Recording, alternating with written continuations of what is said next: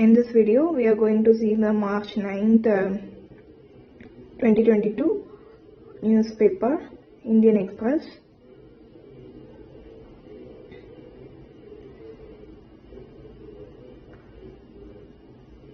Ukrainians failed in bid to oust Russian from Delhi group.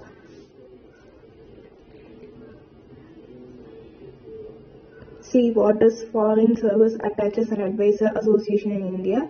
FSAAA is described as Private Association of Defense Attaches and Diplomats handling the defense matters who are posted in New Delhi and has members of 63 countries.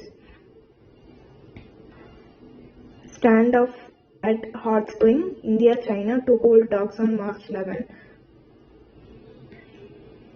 2 months after they left Met, Indian and Chinese officers will sit across the table on March 11 for the 15th round of Corps commander level discussion to try and end the military standoff in the remaining friction areas of eastern Ladakh, especially at Hot Springs. See where is Hot Spring in the map. Next article we are going to see is,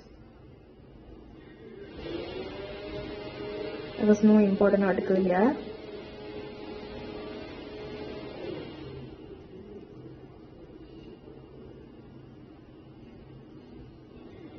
Here, cattle hits on track, railway finds early success within house software. See what is the name of the software? SITS. What is SITS? Smart Event Tracking System. Smart Event Tracking System, which is a new Google Map based plan. Cattle getting run over by trains. Planning and analysis tool that has been deployed to tackle what officials say is a growing problem is cattle getting run over by trains. As a result, managers are instantly able to identify the location where cattle runover occurred and spotted pattern, if any, official sets. Okay. Next one is Kavach. What is Kavach? It is an indigenously developed train collision avoidance system. Okay. Next, Ukrainian evacuation over. Chill sets in among Indians in Belarus. What happening in Belarus is, lost a big group of Indian students left Ukraine Tuesday. Anxiety is mounting among those studying in the neighboring countries of Belarus, an ally of Russia in the war, has a commercial flight suspension, card company boycott, and sanctions begin to bite. Okay, this is what happening in the Russian invasion and in the Ukraine. Okay, next what's important is, returnees can't get admission in Indian Medical College. What's happening is, medical students returning from Ukraine cannot automatically be offered admission in Indian medical colleges, but authorities are exploring the option to ensure they can continue their learning.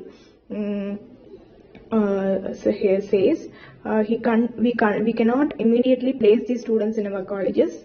There are students who got into these Indian colleges on merit, entry standard, that is a NEET.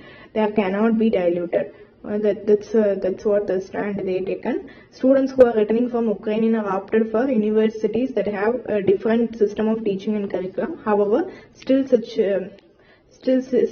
time. These Ukrainian universities open up again. We are trying to explore options where students can continue their learning and training. Any decision to rehabilitate or help students cannot be taken by isolated universities. That is, a National Medical Commission is looking at the ways and means to address this issue. Unlike some other courses, medicine cannot be taught online without patients and hospitals. This is what they stand. Let us see what is an interactive survey with class 3 students on COT to assess the learning losses. To carry out a nationwide survey among class 3 students to gauge the extent of learning loss due to interruptions in the regular schooling caused by pandemic. According to the sources by the Union Ministry of Education and the NCERT, the survey, a foundational learning skill, study will have a likely sample size of 1.5 lakh and will involve face-to-face interactions of students with specially trained field investigators. The survey to be carried out in 22 languages, likely to be held towards the end of the March. The initiative comes at a time when field survey in Karnataka, Chhattisgarh, Bangladesh, led by Pratham Education Foundation, have revealed worrying levels of learning gaps, especially among children in lower primary grade. For example, Chhattisgarh and West Bengal, the percentage of children in the class 3 who would read class 2 textbook dropped to 12.3% and 27.7% respectively in 2021 from 29.8% and 36.6% in 2018. Center's National Achievement Survey held in November 2021 among the students of class 3, 5, 8, 10 is also expected to shed light on learning losses. What measure of the gap explained? According to the National Education Policy 2020, over 5 crore children in the elementary school system lacked the ability to read and comprehend the basic text and carrying out basic addition and subtraction. National Education Policy 2020 underlines that over 85% of child's cumulative brain development occurs before the age of 6, indicating the critical importance of appropriate care and stimulation of the brain in the early years to ensure healthy brain development and growth. NCERT recently issued a manual for teachers. What is Vidya Pravesh? It is an NCERT released manual for teachers. Okay. Vidya Pravesh. What is Vidya Pravesh? It is an NCERT issued manual for teachers. Next article, International Women's Day. Let us see what is March 8. Yesterday is on Wednesday. The reality check. According to World Economic Forum, Global Gender Gap Report 2021, another generation of women will have to wait for gender parity. Why is it that even after a century of observing International Women's Day, we are now close to achieving gender parity across the globe? First, there is a lack of resolve to address the workplaces issues of women in cinemas. Okay. Next, the biggest challenge we have faced is the lack of solidarity from our colleagues, celebrating the accused and victimizing the survivor of whistleblowers who have been common practice. As Bhavana Menon, a survivor herself, rightly put it, where victims of sexual assault voice their experience, they are looked down upon and are often suspected of being disingenuous. Second, grievance redressal systems are totally absent in the sector. Any abuses thrive because of two reasons. One is fear and silence. The abusers will do whatever it takes to maintain both. Third one is deep-seated patriarchy and chauvinism lend themselves particularly unequal opportunities. This reflects in the content stories of cinemas, the vast disparity in the remuneration, inequitable access to the facilities, glass ceiling, and constant ordering by male colleagues.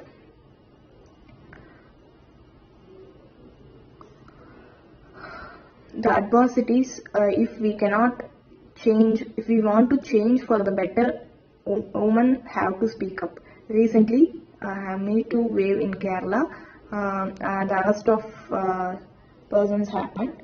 As Mother Teresa says, I alone cannot change the world, but I can cast a stone across the waters to create many ripples. Women's movements in the past, whether for suffrage or labor law, which have always an international dimension. In 1917, when Russia enacted suffrage legislation for women, gender activists in other part of the world held it up as a mirror for their own government. Meanwhile, government and courts have to set up, as there is a lack of solidarity among the trade bodies and industries have deeply patriarchal power structure.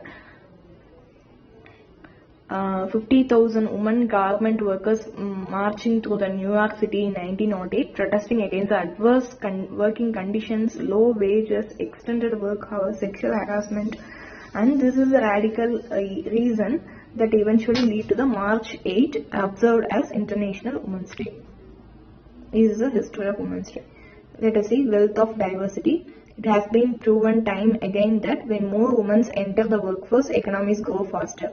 When women are empowered, the battle to eradicate poverty is more fruitful. Studies conducted in various nations have proven that there is an direct correlation between greater gender diversity and higher GDPs. We must ensure that all of India's women get equal access to education, equal access to opportunities, equal pay at work. By empowering women, we increase their rights to economic resources as well as their decision-making powers. Wealth of diversity. Okay. What next is? This in turn benefits their household and their communities. Women begin investing more in children's education. Quality of human capital improves. We as a nation reap the benefit of economic prosperity. If women are not empowered, nation's economy losses. Recent study by World Bank found that the country loses $160 trillion in wealth due to differences in lifetime earning between the men and women. Women's participation in the workforce in India is still among the lowest. A recent study by World Bank found that the countries lose $160 trillion in wealth due to the differences in lifetime earnings between men and women. Women's participation in workforce in India is still among the lowest in the world by 19.9%. According to World Bank's data of 2020, only 3.7% of leadership positions in corporate India are occupied by women.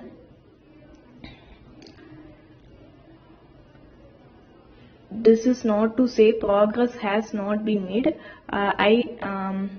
For one, I'm constantly proud of breaking the glass ceiling in all sectors. In India, women have made it to the top as ministers, chief ministers, administrators in the government system and financial sector CEOs. According to a report by Bain and Company, female entrepreneurs can generate 150 to 170 million job opportunities in India by 2030. Mining has perceived as a man's domain. The physical nature of the work, the use of heavy equipments made regulators shy away for permitting women to work in mines. But just as women begin to enter other males-dominated professions like armed forces, women are now getting commissioned as fighter pilots, and they are doing so in mining as well. Of course, traditionally male-dominated sectors like mining needs to improve not only in terms of their gender representation but also in terms of culture they foster. A conflict-scared market. Any escalation in the ongoing conflict between Ukraine and Russia is bound to have a significant impact on emerging market economies, including India. The concerns largely stems from the impact of the higher crude oil price as domestic macro fundamental crude hits $139 BBL briefly on Monday before settling closer to $130.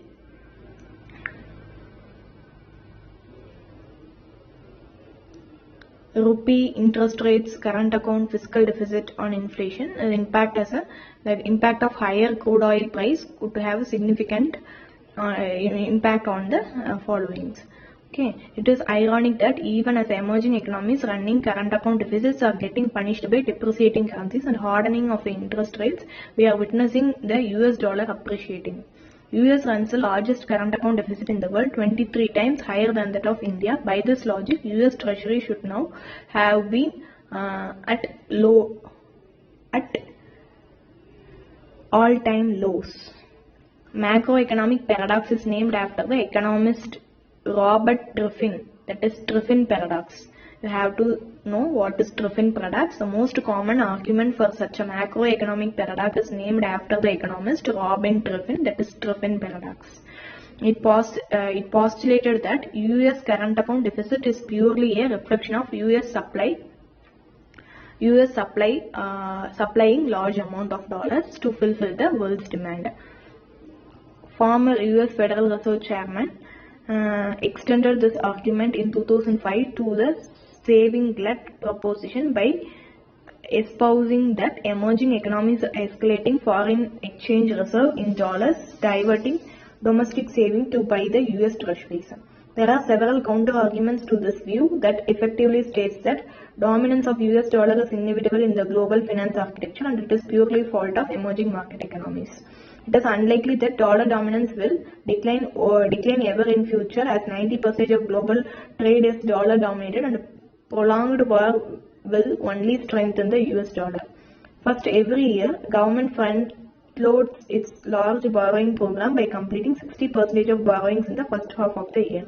Second, given the large size of borrowing program, RBI and the government will need to entice market players to buy bonds in these uncertain times. For example, as rates move up, bank tends to prefer short-term investment, while insurance companies, provident funds, and other prefer longer-term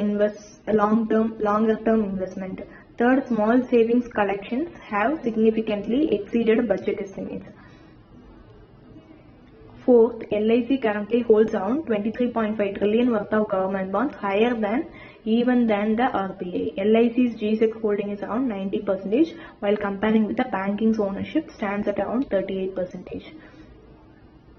Rising oil prices have placed policymakers in an unenviable position. If the government lowers the excise duty, then the fiscal deficit may rise, which in turn implies a higher market borrowing requirements, put further pressure on the interest rate. However, if the higher oil prices are fully passed through, it will result in higher inflation, hence higher rates as a consequence. In such a scenario, it is best to follow the first option by choosing unconventional policy measures to ensure that government borrowing program passes through the least disruptions.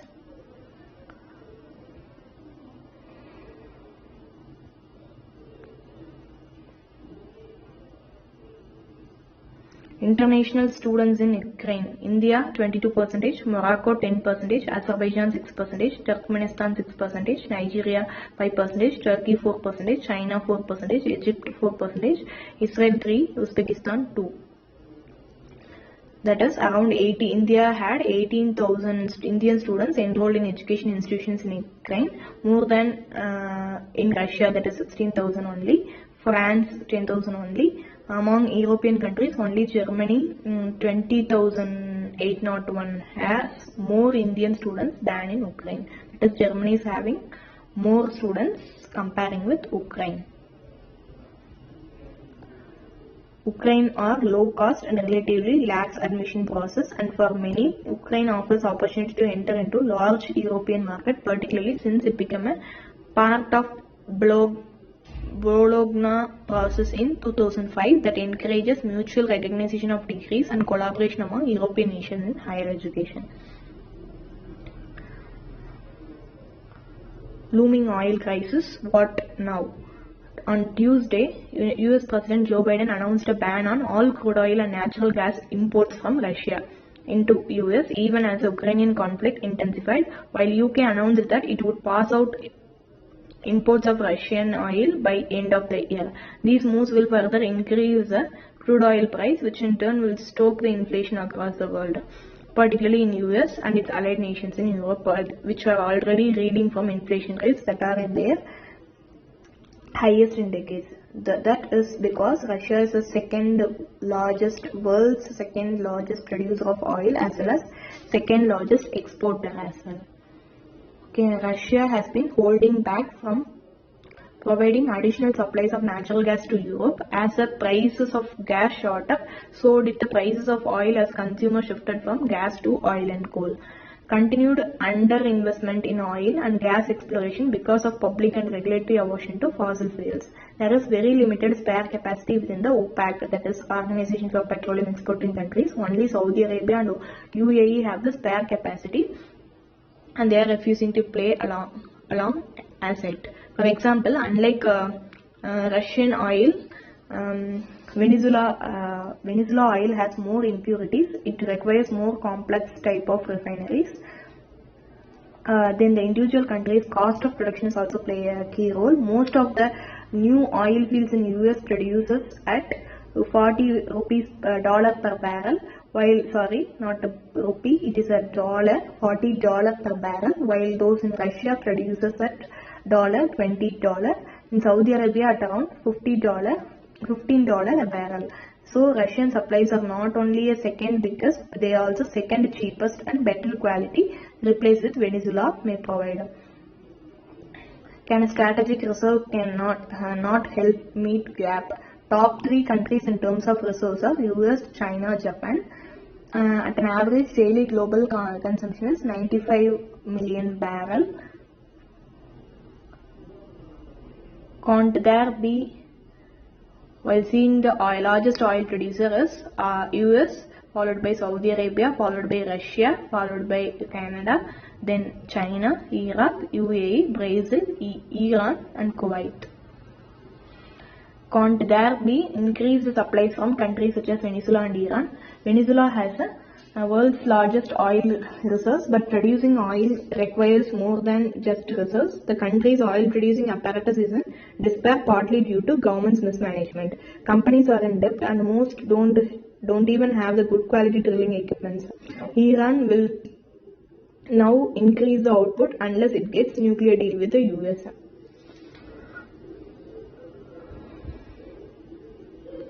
US imports less than 10% of its energy requirement from Russia, but European countries are much more heavily dependent on Russia. Bigger players accounting for over 40% of countries' oil needs. Similarly, Germany is also hugely dependent on Russian natural gas.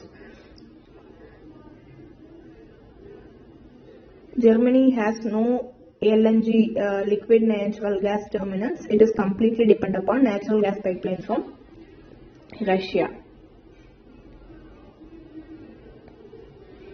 Biden turns up heat, bans Russian oil. President Biden on Tuesday that US was punishing Russia for vicious war of choice in Ukraine by banning importation of country's oil and gas and coal, and warned Americans that the decision would inevitably mean painful higher prices for energy at the gas pump. First spoke to this, I said defending freedom is going to cost.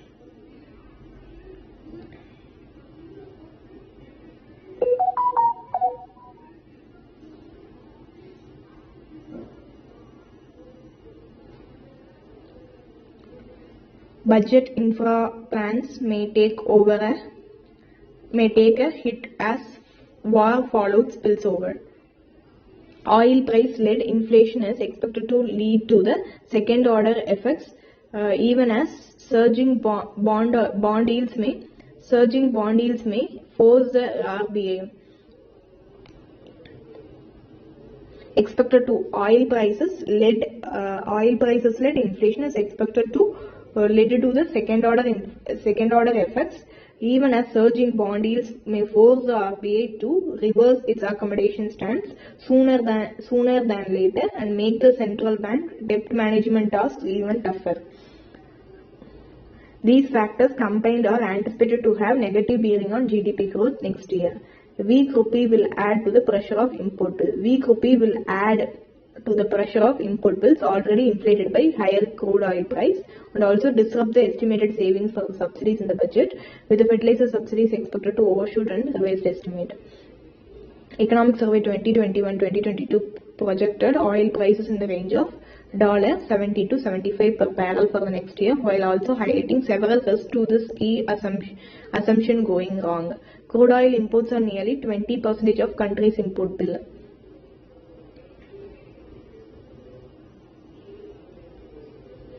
Sees opportunities of boosting growth, Prime Minister. Tuesday said development has increased Indian wheat's attractiveness in the global market. This opportunity could be used to provide best quality product globally. Niti Aayog's mission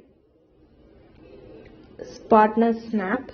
Niti Aayog's Atal Innovation Mission has partnered with Snap, the parent company of instant messaging platform Snapchat, to train over 12,000 teachers affiliated with Atal Tinkering Lab on augmented reality in the next 2 years in a bid to drive augmented reality adoption among youth.